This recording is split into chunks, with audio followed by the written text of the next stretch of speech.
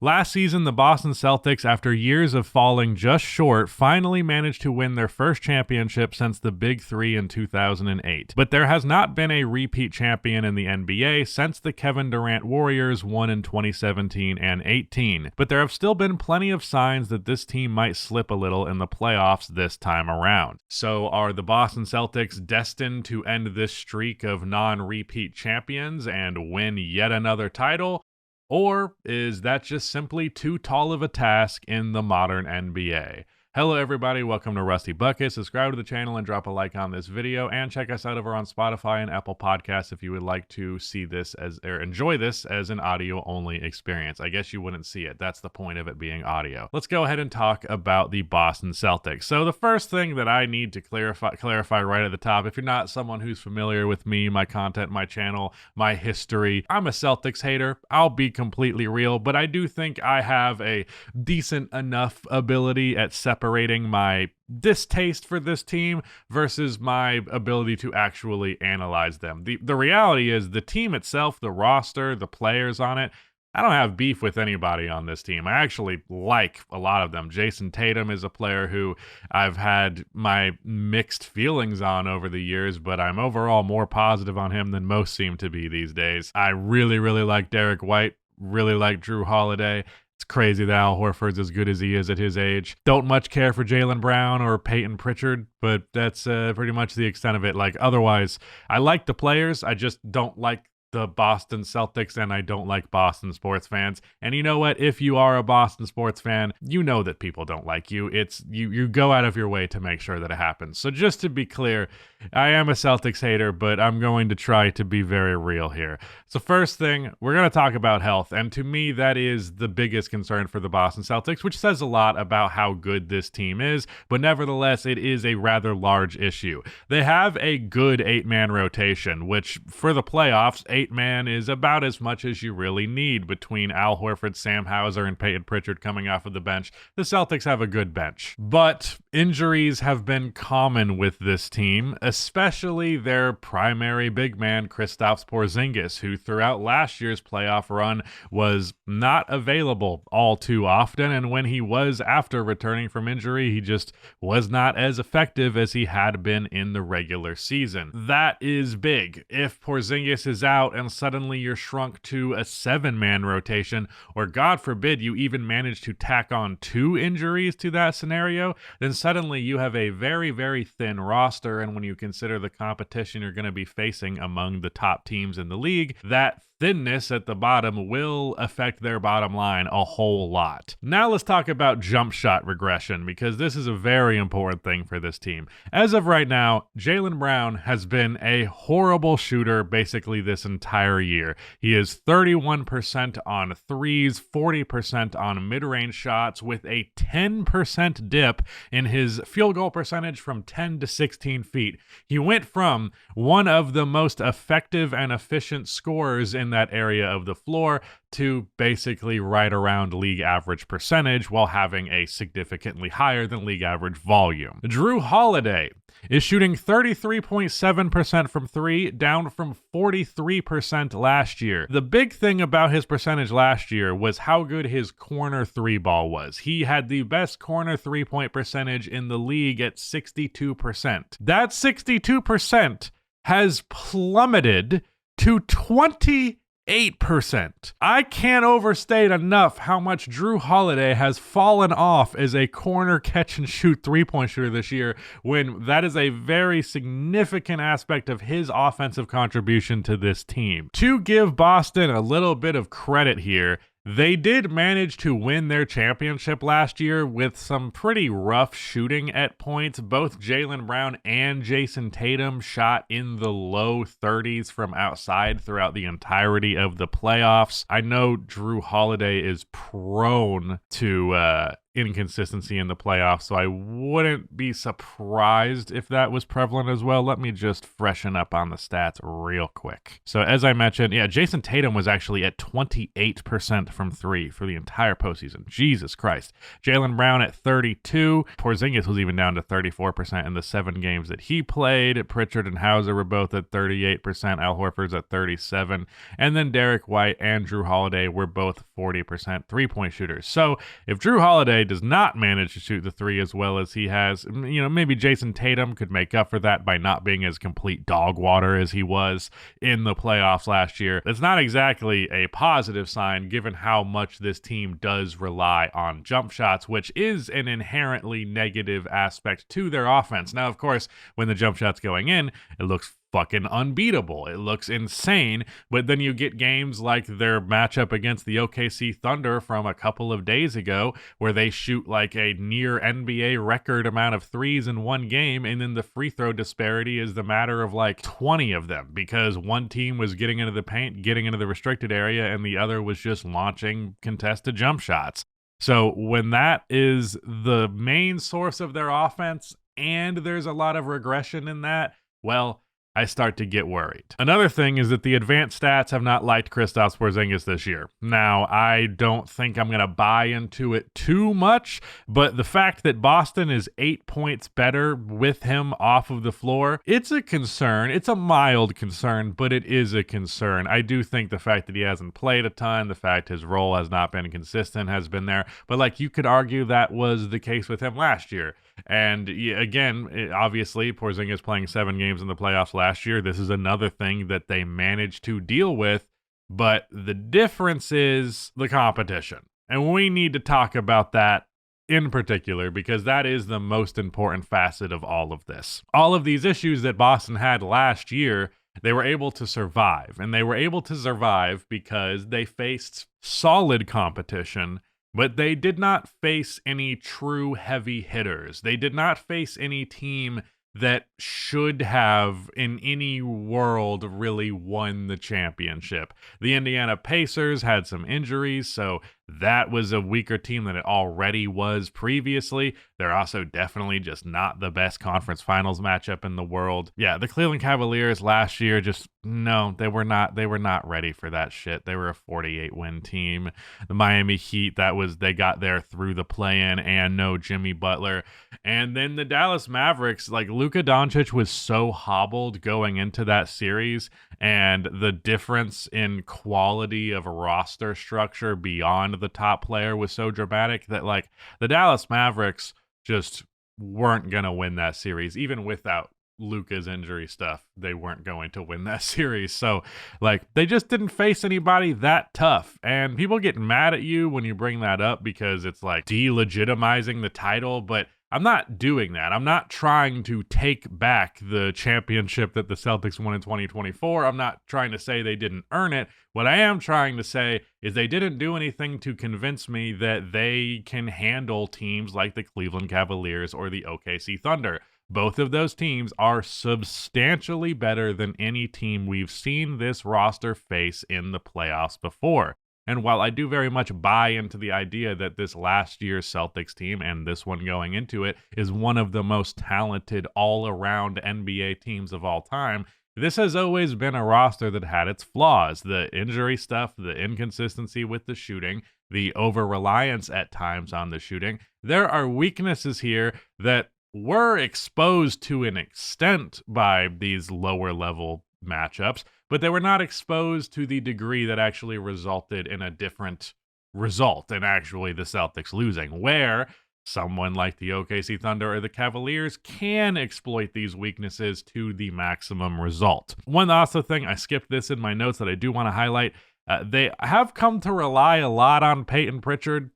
He's probably going to win Sixth Man of the Year this year, even though I think it should go to Ty Jerome. He's consistently not been the most reliable in the postseason as of last year. Obviously, huge step up in role and opportunity this year, but a lot of the things that kept him off of the floor in the playoffs last year will likely, at least to some extent, keep him off of the floor in this year's playoffs. He is a small player. I believe he's like 6 foot, maybe 6'1" on a good day. He tries on defense, and he's not like a complete disaster, but he's definitely somebody who can be targeted. So let's actually talk about the competition specifically. These top 2 teams that are such a big threat to them. Against a team like the Cleveland Cavaliers, I think they have a decent shot at beating them purely because of the mismatch factor, in that you have 2 small guards. And on top of that, you obviously have Derek White and Drew Holiday, who match up very well against Cleveland's star duo of guards. So you have a good matchup for them.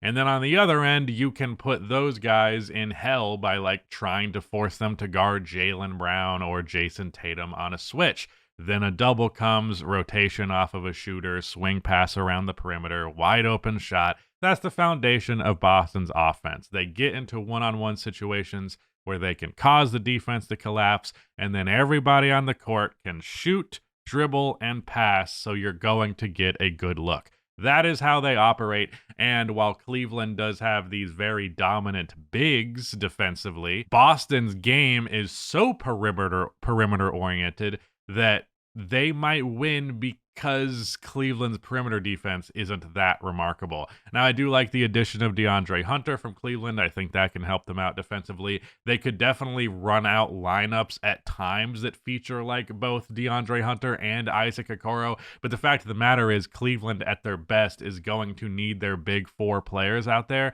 which means that Jaylen Brown or Jason Tatum is going to either have to be guarded by Donovan Mitchell or Evan Mobley.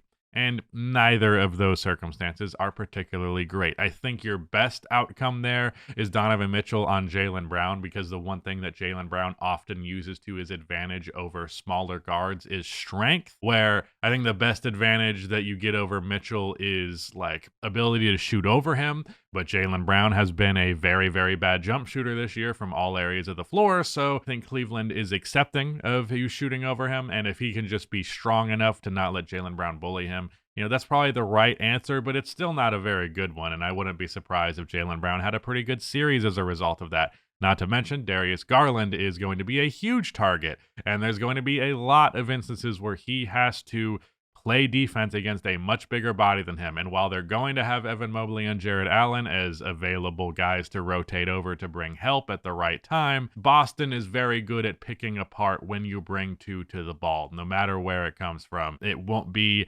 disastrous. I still think Cleveland will put up a very good defensive performance against Boston, but Boston does have some matchup favorability, at least in terms of how they get to their offense. Now, how they stop Cleveland, I do think the double bigs thing, this is an area where Porzingis is huge. If Kristaps Porzingis can play, and he can play the 4 at times, if you can run those lineups where you have Porzingis at the 4, Al Horford at the 5, you can match Cleveland's double big matchup defensively and then still have plenty of floor spacing on the other end, and then more or less mitigate a lot of that advantage. But if Porzingis is out and you have to play Al Horford at center, and then you don't even have a fucking backup center besides for Luke Kornet or Queta, who neither of which are options you're particularly thrilled about playing against 2 all-star caliber big man, I think that could be a real predicament for them. So my prediction, I already did my playoff prediction a month from now video, but as for this matchup specifically, if Porzingis plays, I think the Celtics beat Cleveland. If he doesn't, or if he only plays in spurts, does not play as much as you would really like him to, then Cleveland's going to win. So I think that's one of the areas where Porzingis, it really, really comes down to him. And then as it comes to OKC, I do think that they could get through Cleveland. OKC is where I really, really struggle to find that, even if they are fully healthy. They have this size advantage versus OKC in that like their point of attack defenders are smaller guys typically, but they really only have that advantage in Jason Tatum because like Jaylen Brown has not played well against the OKC Thunder. He did not play well in their recent matchup, and the big reason for that is he likes to mismatch hunt. Again, that's a big facet of his game. Cooking these smaller guards affords him a lot of opportunity, but those smaller guards are Cason Wallace, Alex Caruso, Lou Dort, SGA, like all of these guys, very good defenders and very strong at that. So, like, not people that he can just push around like he would like to, especially like a Lou Dort. I think a Lou Dort matchup versus Jaylen Brown is a nightmare because he can out physical him. He can shoot over him a little bit, but as we mentioned, I think defenses are going to accept that from him.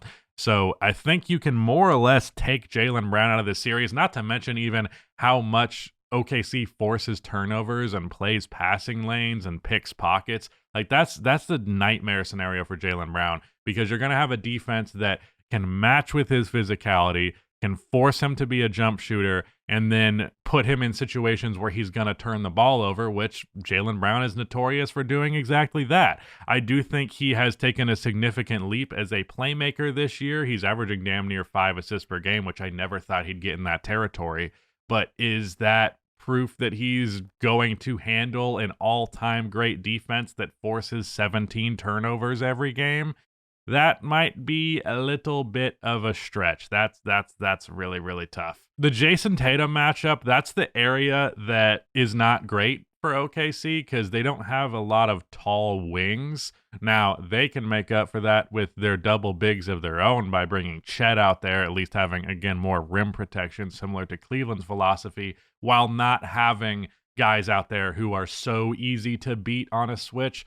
So I think OKC will still be able to put up an extremely formidable defense, even if they don't have maybe the most ideal Jason Tatum matchup. And even then, I mean, you could throw Lou Dort at him and have the same general philosophy, be like, yeah, you're like 6 inches taller than Dort, but, you know, we'd rather you take a bunch of contested jumpers than get to the rim. So at the end of the day, I think both of these teams, and especially OKC, can just really get in the flow, interrupt the flow of how Boston does things offensively. And then I don't think Boston has a defensive solution against OKC. As I mentioned, if Porzingis plays, they can do the 4-5 thing when they go with the Chet Hart lineups that have looked really good recently. So you could potentially match up there. I mean, obviously you have good bodies to throw at SGA, but I also think SGA is a caliber of scorer that you're nowhere near really bothering him. You can do a good enough job on Jaylen Brown or Jalen Williams or Jalen Williams. Yes, it's Jalen Williams. Jesus, too many Jalen's going around. And Jalen Williams, you can put a good body on. Like, they've got good matchups, don't get me wrong, but they don't have anything that I feel like OKC should be particularly fearful of.